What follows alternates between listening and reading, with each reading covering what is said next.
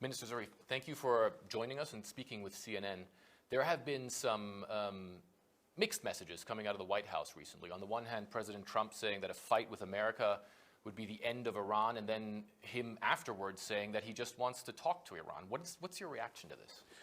Well, I mean, there is a lot of misperception and illusions about Iran. People who talk about Iran don't know what Iran is, don't know the history of Iran, don't know that Iran has weathered many crises in the past several millennia, and also in the past 40 years. So they need to look at the history a bit. Then there are discrepancies in the statement, even discrepancies in one statement that comes out of the White House or tweets from the president. Fact of the matter is, Iran never negotiates under pressure. You cannot threaten an Iranian and expect them to engage. That will never happen. If there is an interest in engagement, then the way to do it is through respect, not through threats, not through violations of previous agreements, not through what President Trump said on Fox, economic warfare. He said we are engaged in economic war with Iran. Economic war means targeting Iranian people, targeting ordinary citizens, trying to deprive them of their means of livelihood. That amounts to terrorism. These are not appropriate mechanisms to bring a country like Iran to the negotiating table. And then we are at the negotiating table. The party which left the negotiating table was the United States. Iran and the rest of the 5+1 or the E3+3, however you want to call it, were at the negotiating table. We continue to be at the negotiating table. We meet regularly in the nuclear deal joint commission with other members. So it was the United States which abruptly decided to leave last May. So it is the United States that left the negotiating table. And it needs to bring itself in line with international law. Do you take tweets by President Trump seriously, or has it come to the point where you don't take it seriously anymore because the message keeps changing? Well, he is the President of the United States, and you have to take the word of the President of the United States for what it means. But what does it mean if it constantly changes to you? Because it has to, if you read something like that, it has to inform your policy as well. It has to inform how you react to it, and you have reacted to it on Twitter as well. Well, the problem is many in the US believe that this administration does not have a foreign policy. It is basing its foreign policy on domestic analogies that cannot be extended to foreign affairs. In foreign policy, you deal with sovereign states. You don't deal with an apartment buyer or a real estate developer. You deal with foreign states. And this is not the way to deal with foreign states. You need to have credibility. If you are known to be violating your word, then nobody will be wanting to talk to you. Of course, the United States is a huge power. People will have to deal with the United States. But it doesn't mean that being forced, coerced to accept certain pressures by the United States is a way of conducting foreign policy. That is, in and of itself, not sustainable. Who do you think is actually, if you say it's not clear what the foreign policy is, who do you think is then calling the shots on the foreign policy? Because you have yourself said that you believe there are other forces at play than President Trump. And there have been other reports as well saying that President Trump is not necessarily happy with what some of his senior advisors are doing as far as Iran policy is concerned. Well, what I'm saying, it does not take a nuclear scientist to understand. What I'm saying is that there are people who have for a very long time advocated the United States to be engaged in wars. Ambassador Bolton is certainly one of them. The saying in Washington is that there is no war that Ambassador Bolton doesn't like. He continues to believe that the Iraq war was worth fighting, even to this day. Benjamin Netanyahu went to US Congress, made promises in 2002 that if you overthrow Saddam Hussein, you will have stability and security and reverberations that will go beyond the region. You will see, there are certainly reverberations that are going beyond the region, but in terms of ISIS and terrorism across the world. Then there are people who want to fight their wars until the last American soldier.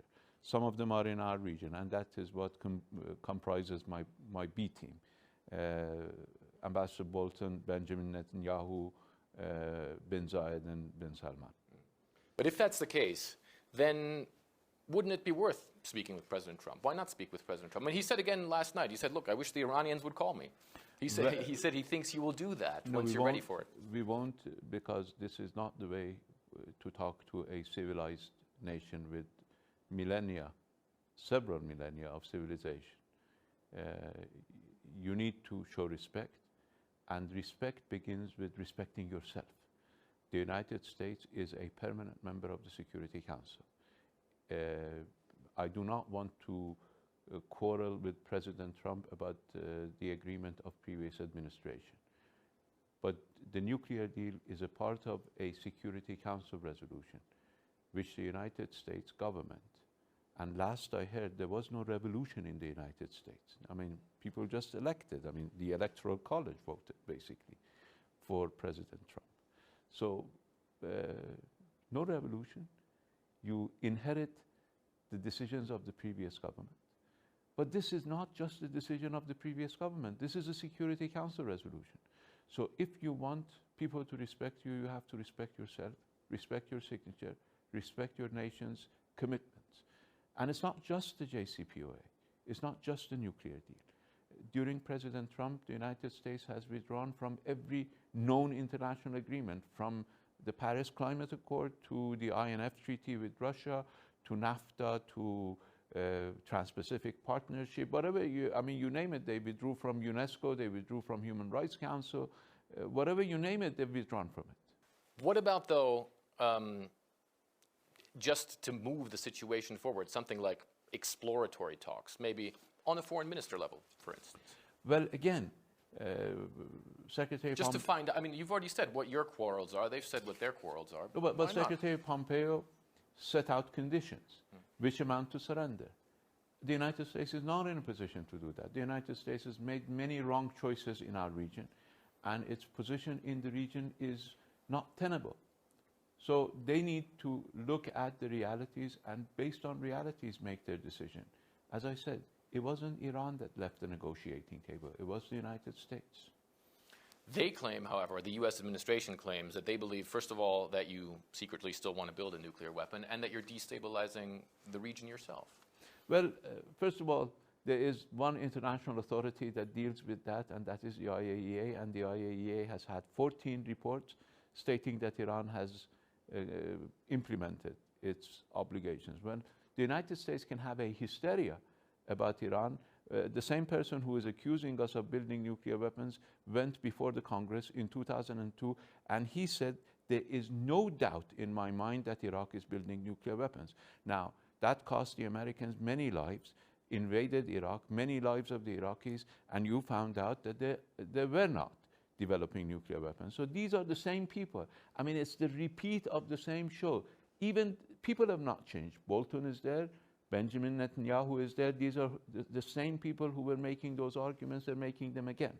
But there is an agency. There is an international agency that verifies Iran's compliance, and it has verified our compliance. As far as the region is concerned. Look at this region. Who has made the wrong choices? Did we support ISIS? Did we support Saddam Hussein? Did we support the dictators in the region? Who did we support? We stood against ISIS. We stood against Al-Qaeda. We fought with them. It was US allies who supported Al-Qaeda, who supported the Taliban, who supported ISIS, who supported Jabhat al-Nusra, who are engaged in a war in Yemen. They just recently bombed the hell out of people in Sana'a, killed a lot of civilians just out of anger and retribution for what happened in their pipeline. They simply sent airplanes, to US airplanes, with US bombs to kill innocent Yemeni civilians. So look at what's happening. Now look at North Africa. Iran is not involved in North Africa, but these countries are. So if you want to find a common denominator between every place that there is a problem, the common denominator is not Iran, because we're not in Sudan, we're not in Libya, but you have difficulties in Sudan and you have difficulties in Libya. But Saudi Arabia and the United Arab Emirates are both in Sudan and Libya and elsewhere. They're in Syria, they're in Iraq, they're in Yemen, they're in Bahrain.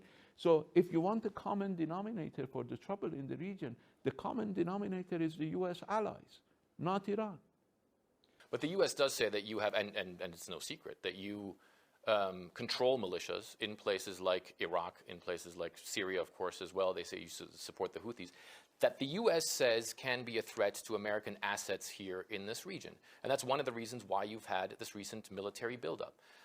Does the US not have any grounds to be concerned? Because they say it's been escalating recently. Well, first of all, it is our region. The United States has come and placed itself all around us. We didn't come and place ourselves within US bases. It's the US that built all these bases in our region. This is called the Persian Gulf region. It's not called the Gulf of Mexico. It's right here, right in our region. We don't control anybody. We make the right choices. The United States has repeatedly made the wrong choices in our region. The United States supported Saddam Hussein. So did Saudi Arabia and United Arab Emirates. During the war with Iran, they all supported Saddam Hussein. Then he turned against them. They supported Al-Qaeda against the Russians. Then Al-Qaeda turned against them. They supported ISIS against the government of Bashar al-Assad.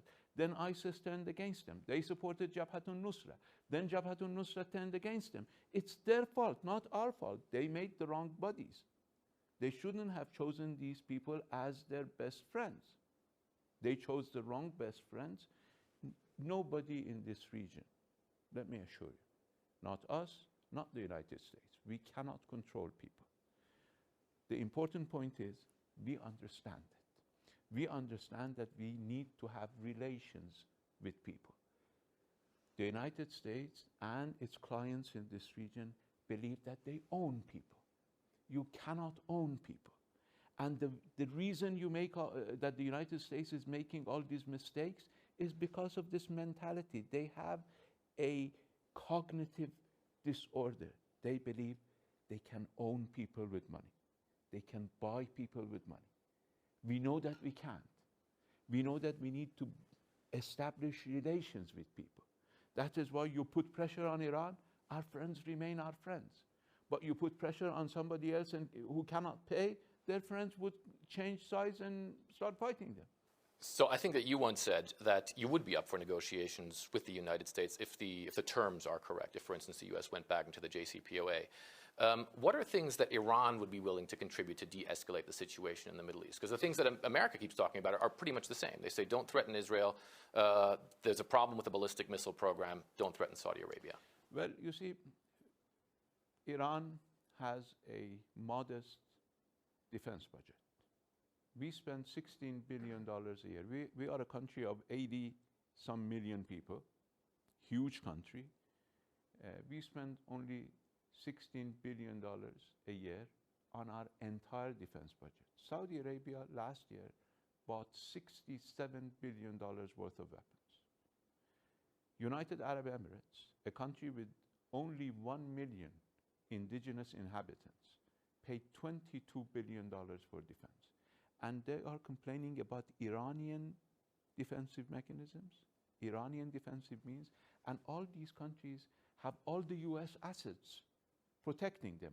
They have all the Patriot missiles, they have all the F-35s, they have all the B-52s, American-operated B-52s, and they still spend $67 billion and $22 billion on defense.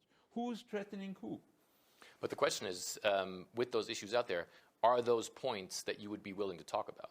Would you be willing to talk about your ballistic missile program? Would you be willing to talk about maybe moving away from Syria a little bit if it worries the Israelis?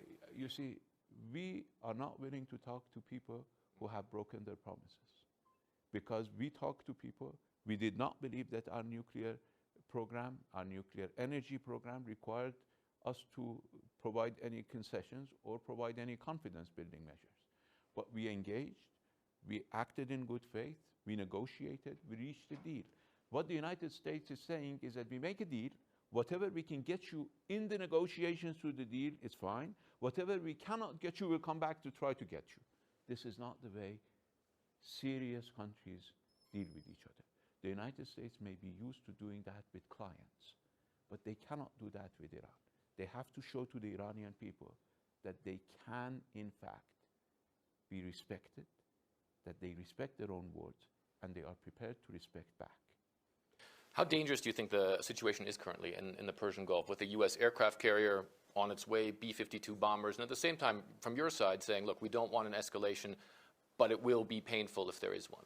Well, there will be painful consequences for everybody if there is an escalation against Iran. That's for sure.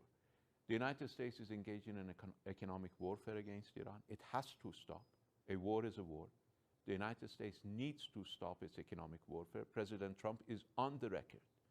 Now, I'm not attributing things to him. He is on the record, on Fox, saying that we are engaged in economic war with Iran. Economic war means targeting Iranian people. That has to stop. The United States does not have the legal position, does not have the moral position, does not have the political position, does not have the international position to impose economic war on Iran. It is violating international law. It is violating its own words. It is violating the decision of the Security Council in which it is a permanent member. It has to stop. Iran is not interested in escalation. We have said very clearly that we will not be the party to begin escalation, but we will defend ourselves. Now, having all these military assets in a small waterway is in and of itself prone to accident, particularly when you have people who are interested in accidents. So extreme prudence is required, and we believe that the United States is playing a very, very dangerous game. Who do you think is behind that dangerous game? I mean, you've said who you think is behind that dangerous game, that it's mostly President Trump's advisors. That's something that can get out of control very quickly. As you said, it's a very small body of water. You seem to have some folks in the Trump administration who are pushing very forcefully to blame, for instance, the recent incidents with the tankers on Iran, to blame a recent pipeline attack in Saudi Arabia on militias affiliated with Iran. That's an extremely dangerous situation, isn't it? That's a tinderbox. Let me ask you a question. Saudi Arabia has been bombing Yemen for 4 years. Killed a lot of Yemenis. Hasn't that created enough feeling of anger in Yemen not to require Iran to instigate anybody to do this? Why do they attribute this to Iran? These are the consequences of their own wrong choices. But you see, we are in our own neighborhood. We cannot withdraw from our own neighborhood. We're right here. Who has come to our neighborhood? Who has basically made the Persian Gulf to be a crowded waterway? It wasn't us. I mean, we are just there because it is our waters. It is next to our home. It is our national security. But are you saying you have nothing to do with the tanker attacks or anything to do with We've said that publicly before, and we believe that accidents and incidents of that nature, these were not accidents, incidents of that nature, may happen in this region. It's not because of Iran, it's because US policies in this region has created enemies for the United States.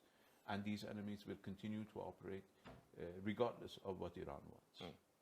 Right now, the JCPOA, the nuclear agreement, is on the ropes, it looks like it. What will it take to save the nuclear agreement, and what specifically are you expecting from the Europeans in all this? Well, clearly, the nuclear agreement had two pillars.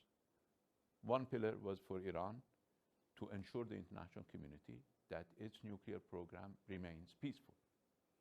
And there is a verification mechanism for Iran to ensure that, and that verification mechanism has verified 14 times already that we have observed every single commitment that we have. Now, there is another pillar I mean, nothing can stand on one pillar alone. There is another pillar, and that is to normalize Iran's economic relations.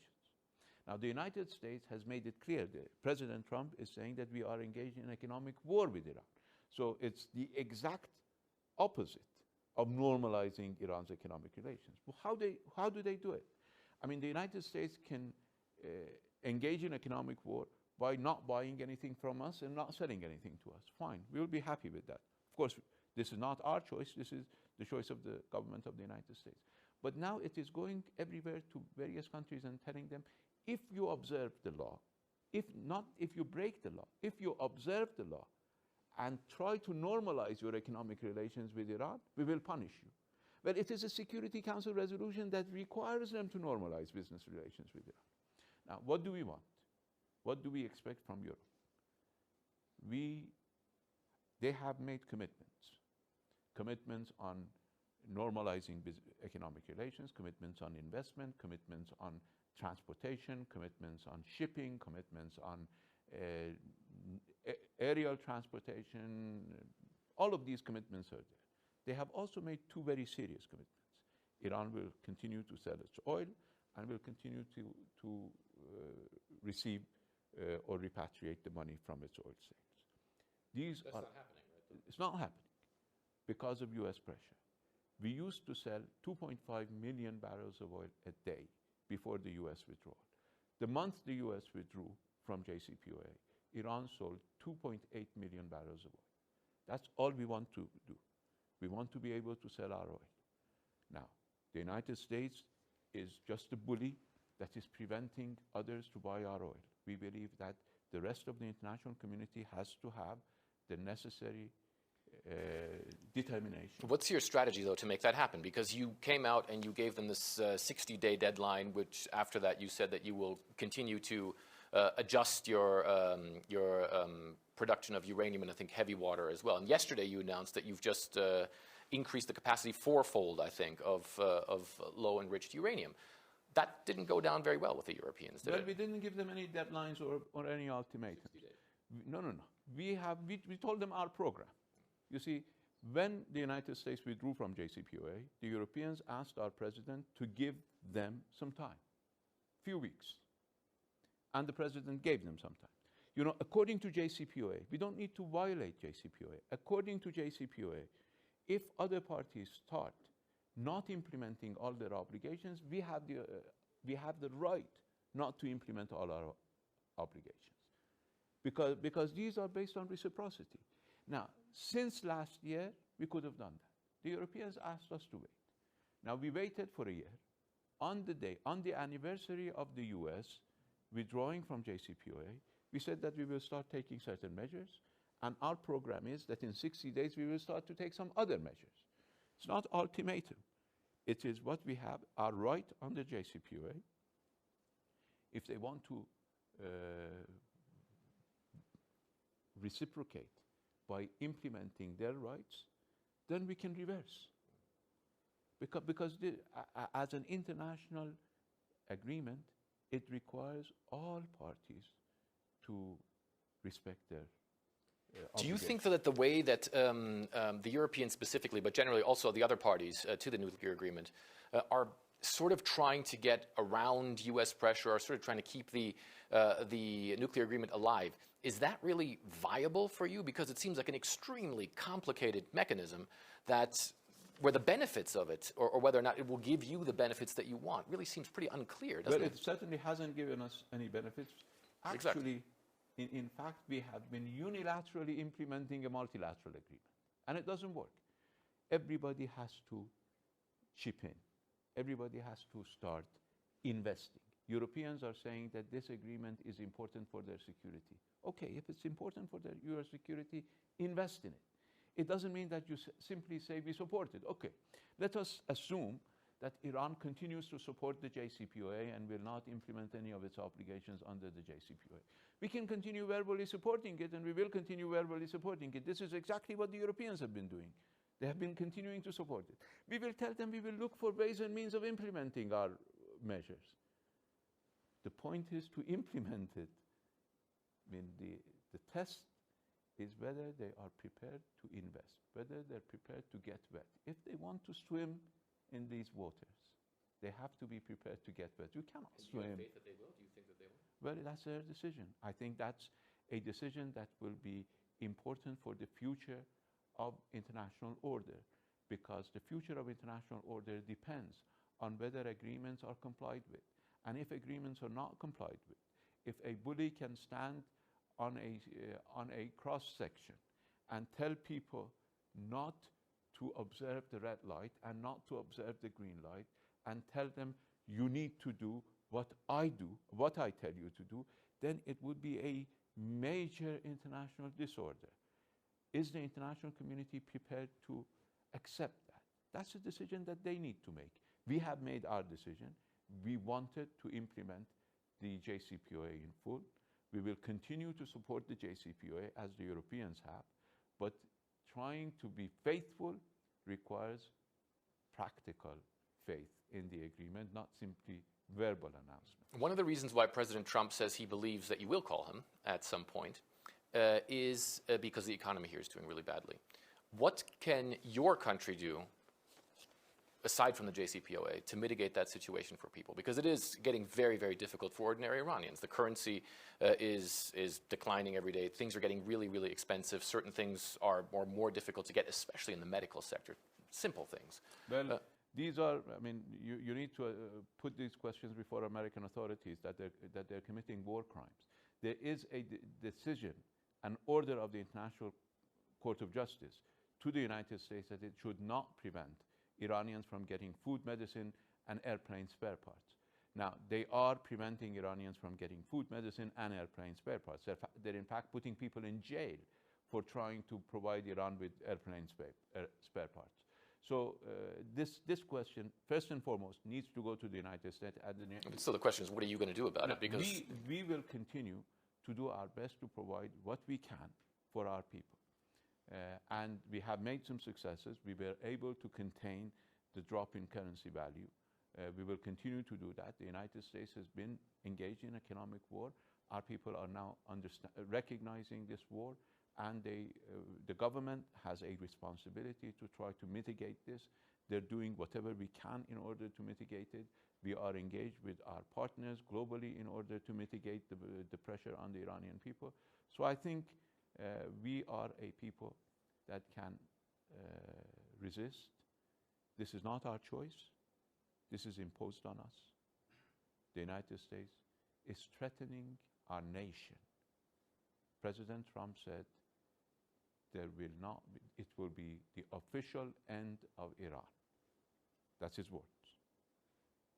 What does that mean? That means the Iranians have been given a choice by the United States: either accept annihilation or try to accommodate each other. And I think this is the time for our nation to come together and to do its best in order to move through this period. Iran is a very rich country. We can, in fact, develop our own needs. But I have to warn you, the United States has done this before. The United States prevented us from getting the means of our defense during the Iran-Iraq war. We did not lie to die. What we did was we developed the means of our defense. Then the United States came and complained, why you developed missiles. We developed missiles because you didn't give us the means to defend ourselves. Now we will find ways of sustaining our population. We will find ways of feeding our population. We will find ways of making progress in spite of this. Tomorrow you should not come and complain why Iran is doing this or that. You compelled us to do it. So what's your message to Donald Trump then? I have made it very clear. Threats will not work against Iran. He's a man.